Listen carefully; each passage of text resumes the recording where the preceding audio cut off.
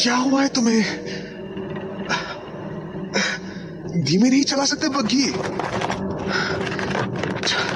जान निकाल दी थी मेरी। जान का क्या है ऐसा, अभी है अभी कोई। क्या जान कभी भी जा सकती है, पर मैं इन भेड़ियों का खाना नहीं बनना चाहता, समझे तुम?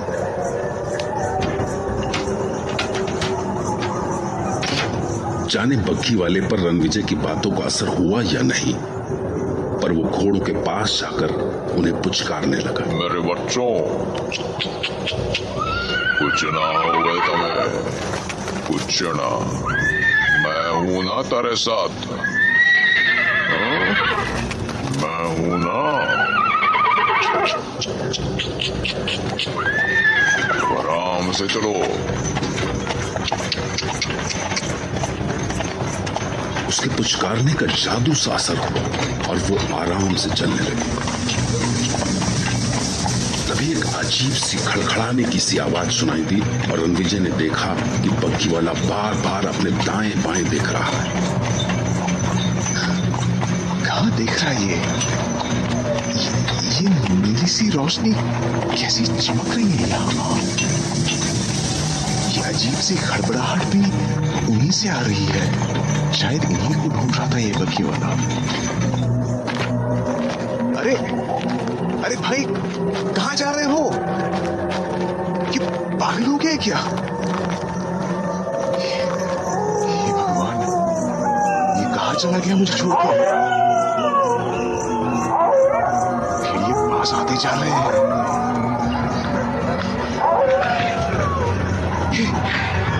हटो, भागो, भागो यहां से, जाओ, भागो,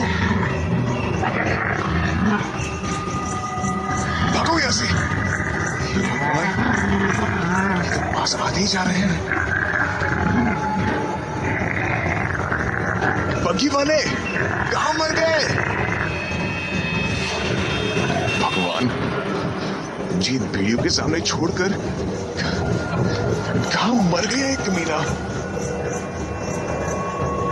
पर तभी वो जैसे गया था वैसे ही अचानक वापस प्रकट भी हो गया और चुपचाप कोच पर सवार हुआ और घोड़े चल पड़े जैसे कुछ हुआ ही ना हो। कहां गए थे? मैंने पूछा, इन भेड़ियों की दया पर छोड़कर कहां चले गए थे तुम? तुमसे कुछ पूछा है मैंने, जवाब क्यों नहीं देते? Damn it! रणविजय बग्घी वाले के सामने बिल्कुल बेबस था। वो कुछ भी कर सकता था रणविजय के एक भी सवाल का जवाब दिए बिना। उसके बाद वो नीली सी रोशनी कई बार दिखाई दी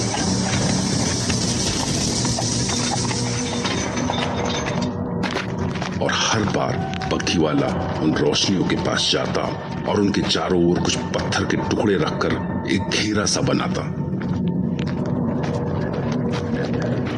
और वापस लौट आता। और एक बार तो जो हुआ उसने रणविजय को चक्कर में डाल दिया। एक नीली सी रोशनी पास में दिखी, बहुत पास।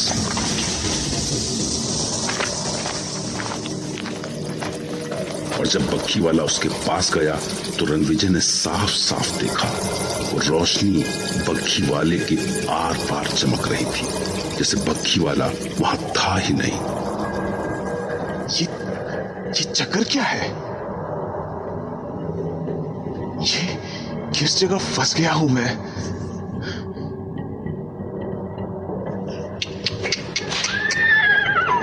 अच्छा, एक भी बात समझ नहीं आती। अरे भाई, ये तो बता दो कि हम रत्नागर कब तक पहुंचेंगे? क्या कभी पहुंचेंगे भी? क्या मेरी सारी जिंदगी इस भूतिया घाटी में गुजरने वाली है? हालांकि भेड़ियों की आवाजें बीच बीच में अभी भी सुनाई दे रही थी, पर कुछ देर तक सफर शांति से चलता रहा। फिर कुछ देर बाद बादलों के बीच से अचानक चांद निकल आया अपने पूरे आकार में।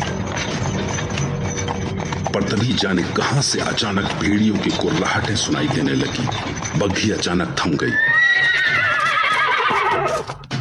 घोड़े दहशत में हिनहिनाते हुए अपने पिछले पैरों पर खड़े हो गए। रणविजय ने माजरा जानने के लिए सामने झांका तो वो कांप गया। सैकड़ों भेड़िए बग्घी को चारों ओर से घेरे खड़े थे। उनके मुंह चांद की ओर थे और सब के सब अजीब आवाज में हुंकार रहे थे। उनकी इस हुंकार से पूरी घाटी कांप गई थी। रणविजय के कानों के पास से पसीने की धार बह रही थी। लगा जैसे वो भेड़िए बग्घी पर टूट पड़ेंगे और सब कुछ खत्म। पर बग्घी वाले को तो जैसे कोई फर्क ही नहीं पड़ा।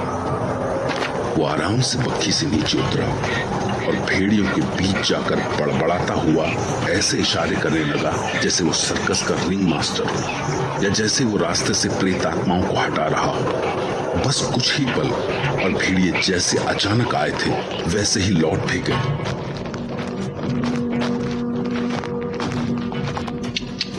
घोड़े फिर से शांत हो गए और बग्घी चल पड़ी। हे ईश्वर, अगर मौत भी दी ना तो ऐसी मौत मत देना। आगे का रास्ता चढ़ाई वाला था, इसलिए घोड़े आराम से चल रहे थे। ऐसी भयानक यात्रा के बाद जब कुछ पल शांति के मिले तो रणविजय की आंख लग गई।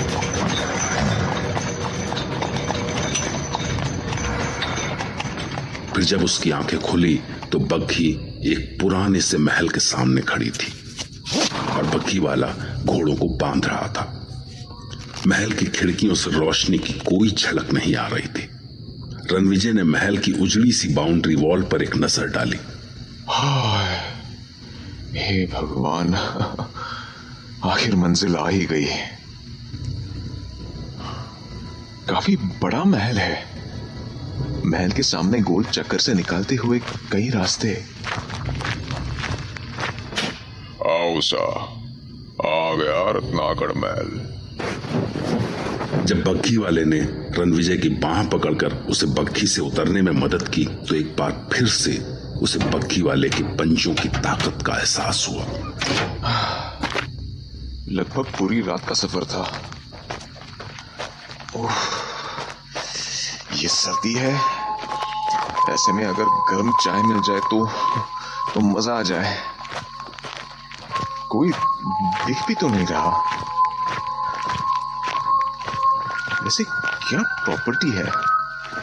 अगर वक्त और मौसम की मार से इसकी ऐसी हालत ना हुई होती तो बाकी वाले को बोलता हूं कि मालिक को बुलाने को। अरे भाई, सुनो तो।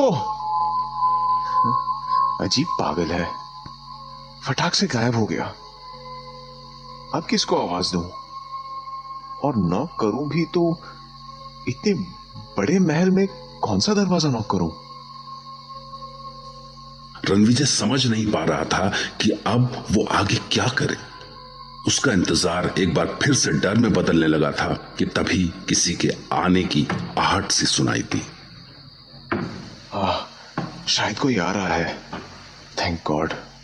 यकीन नहीं हो रहा कि वो भयानक सफर खत्म हो गया। आवाज सुनते ही वो बढ़कर दरवाजे तक पहुंचा। फिर दरवाजा खुला। सामने उसका क्लाइंट था, डैनी डिकोस्टा। अधपकी दाढ़ी, काले ओवरकोट में, जरूरत से ज्यादा लंबा, चौड़े कंधे, पर बदन में शायद ही कहीं हड्डियां न दिखती हों, और गड्ढे में धसी सुर्ख आंखों की जोड़ी। रणविजय को सामने पाकर उसने अजीब सी मुस्कुराहट के साथ अपना हाथ आगे बढ़ाया।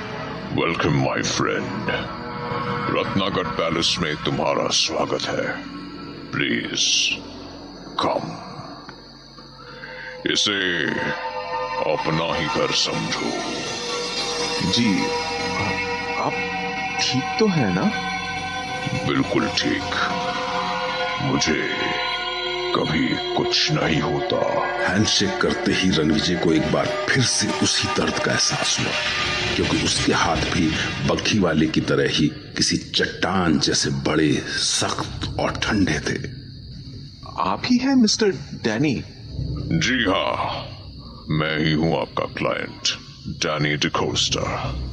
आइए, बाहर बहुत सर्दी है, लाइए अपना बैग मुझे दीजिए। अरे ये क्या कर रहे हैं आप? मैं अपना सामान खुद उठा सकता हूँ। नहीं, आप मेरे मेहमान हैं, and you see it's pretty late in the night, so कोई नौकर नहीं है इस वक्त, तो मेरा फर्ज बनता है कि मैं आपको कोई तकलीफ ना होने दूं। नहीं तो आप मेरे काम होने से पहले ही भाग जाएंगे।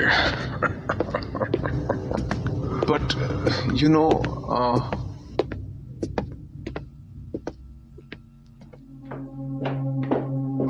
Comfortable, isn't it?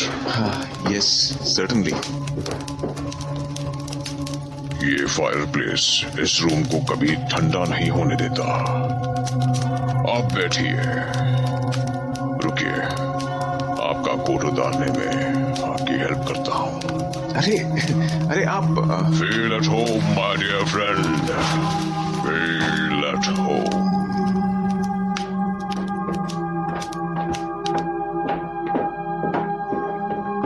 लंबी घुमावदार सीढ़ियों और गलियारों से होते हुए कमरे में पहुंचकर रणविजय को काफी आराम मिला। जब डैनी रणविजय को छोड़कर गया तो उसने कमरे पर एक नजर डाली।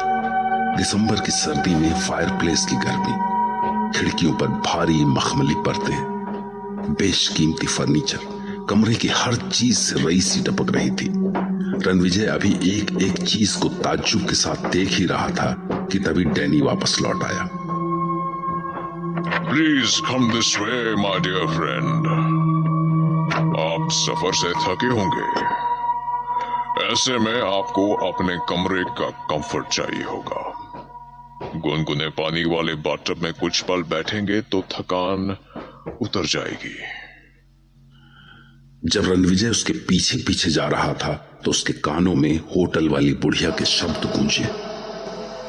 दिन नहीं रात साफ रात, माघ की पूर्णमासी है आज की रात 12 बजे काली घाटी के प्रेत धरती पे उतरे